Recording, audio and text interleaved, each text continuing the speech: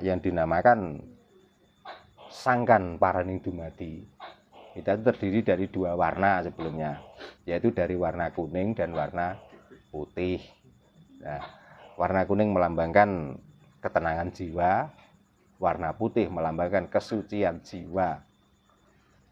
Ya, siapa yang memulai?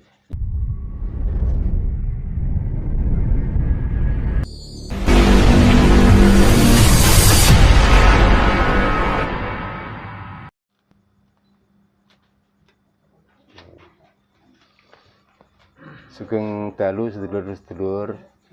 Ya.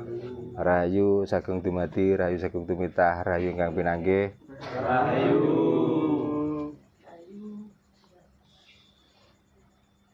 Puji syukur dhateng ngersanipun Gusti ingkang Maha Nasa, Gusti ingkang Maha Suci, Gusti ingkang Maha Wikan, Gusti ingkang Maha Agung, Gusti ingkang Maha Mulya, Gusti ingkang sampun nyipta jagat lan jasad kita sami.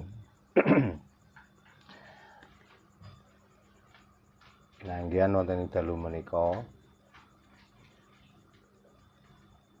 nuhuni dhateng pamundhutipun sederek kita. Nggih niki langsung bahasanya saya rubah bahasa Indonesia ya. Maaf, ini bahasanya saya pakai bahasa Indonesia, masalahnya saudara yang punya hajat di sini adalah dari Subang. Ya mana ya? Iya. Subangnya mana? Subangnya Pusaka Negara. Pusaka Negara. Kalau saya pakai bahasa Jawa, ya paham tapi enggak semuanya. Jadi saya pakai bahasa Indonesia. Pada malam hari ini acaranya juga sama, masih rutinan dalam mencari pencerahan, atau kita itu akan menemukan atau mencari kesejatian diri kita. Yang kedua, sambil memanfaatkan malam Senin, saudara kita dari Subang, Mas Nono Surono, beliau punya hajat. Yang hajatnya yang tahu cuma saya dengan Mas Nono. Namun yang kita minta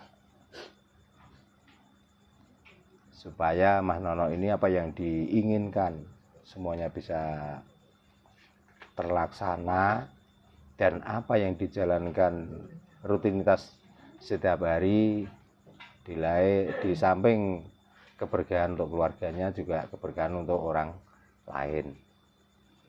Dan kita ucapkan salam rahayu untuk Mas Nono. Rahayu. Rahayu. Yang kedua, di sini dengan mengadakan acara, bisa dibilang hajatan, karena hajat itu adalah acara sesuai dengan budaya dan adat orang Jawa, bahwa hajatan itu identik dengan bancaan. Ya. Nah, mungkin di antara saudara-saudara kita ada yang tahu apa toh arti dan makna bancaan. Coba, barangkali ada yang tahu. Ada yang tahu, ada yang paham? Ya, makanya ini harus saya pahamkan. Supaya apa? Kita itu kalau bancaan itu gak identik dengan nasi. Gitu. Nah, kenapa kalau bancaan kok pakai nasi? Artinya begini, di saat orang itu diajak bancaan dan orang itu bisa membaca, setelah itu ya namanya duduk yang lama dan mendengarkan doa-doa yang dibaca, otomatis kan perut kita lapar. Maka dengan adanya nasi, dan nasi itu menyimbolkan atau filosofi dari hidup kita sendiri. Ya, makanya ada macam-macam nasi tadi, semuanya terbuat dari beras. Tapi karena sudah dibentuk dengan macam-macam, namanya sudah beda-beda. Nah, itu menyimbolkan keindahan budaya Jawa yang sangat luar biasa. Dan di dalam keindahan itu adalah filosofi. Filosofi itu gambaran dari hidup kita sendiri, bahwa ternyata kita hidup itu ya terdiri dari warna, terdiri dari rasa, itulah yang dinamakan hidup. Maka orang Jawa di saat melakukan ritual, melakukan hajatan dan lain sebagainya, mengadakan bancaan. Bancaan itu adalah artinya membaca. Nah, apa yang harus dibaca di saat mengadakan bacaan itu adalah situasi. Itu loh. Situasi apa? Ya situasi hidup kita sendiri. Kalau kita terpaku dari satu benda yang namanya lombok, identik dengan rasa pedas. Tapi di saat dicampur dengan nasi kuning dan pedas itu ditempelkan pada mie, ada orang yang ngomong pedas. Nanti ngomongnya di saat dimakan itu cocok, ngomongnya gimana? Enak atau nikmat. Apakah kenikmatan itu harus disyukuri? Kan kenikmatan itu harus dinikmati, bukan disyukuri. Makanya hati-hati dikala orang itu mendapatkan suatu kenikmatan. Bersyukur. Kalau kita sudah bisa membaca situasi, kalau belum bisa membaca situasi kok ngomong syukur, itu namanya orang kafir. Ngerti nggih? Paham nggih? Jadi kita itu kalau diomongkan, wah kamu kafir, marah. Tapi sebenarnya yang kita lakukan tiap hari itu kafir yang tidak tertolong. Jadi itulah makna bancaan. Bancaan itu harus kita bisa membaca situasi dengan berbagai filosofi seperti itu. Kenapa kalau namanya buceng itu harus yang di bawah besar, yang di atas lincip. Dan di atas lincip itu enggak ada ujung. Seperti kita itu mengakui bahwa hidup ini adalah ciptaan dan yang mencipta namanya Tuhan. Jadi kalau kita membicarakan tentang Tuhan enggak ada ujungnya.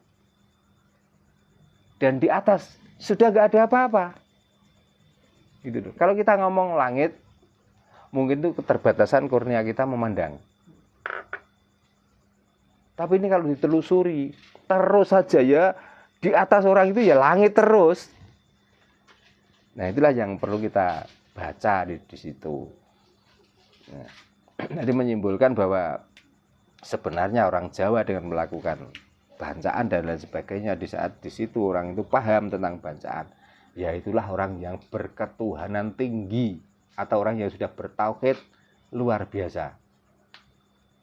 Itu baru satu benda namanya buceng. Belum nasi kuning, belum nasi gurih. Ya walaupun tadi sudah saya singgung, tapi perlu dipahamkan lagi.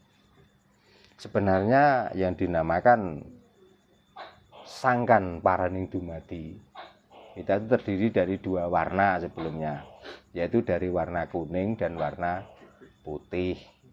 Nah, warna kuning melambangkan ketenangan jiwa, warna putih melambangkan kesucian jiwa. Ya siapa yang memulai? Yaitu bapak dan ibu. Gitu. Jadi sebenarnya kita hidup itu hanya mengikuti apa yang kita baca sebenarnya. Mengikuti dalam arti apa? Simbol-simbol yang kita baca. Nah, nasi kuning dan nasi putih yang kita baca adalah belajar dari telur. Makanya tadi saya tanyakan, kalau kita sudah membicarakan telur dan dia kalau dienggerami induknya, dia akan menjadi ayam. Yang saya tanyakan, kira-kira telur dengan ayam itu duluan mana? Coba siapa yang bisa menjawab?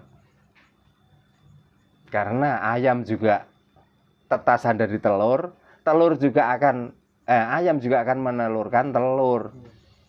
Nah, kalau begitu, maka kalau kita itu mengadopsi dengan bahasa yang kita itu sulit memahami, kita keturunan siapa? Keturunan Adam. Pertanyaannya, Adam itu anak siapa? Coba.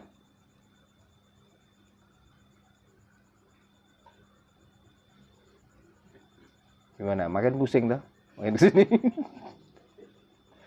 Paling-paling nanti jawaban, supaya jawaban itu nggak dikejar lagi, Tuhan diciptakan dari Allah, kan gitu. Nah bahannya apa? Bahannya dari bumi, angin, api, dan air. Cuman gitu. Lah pertanyaannya, Adam waktu itu lahirnya di mana?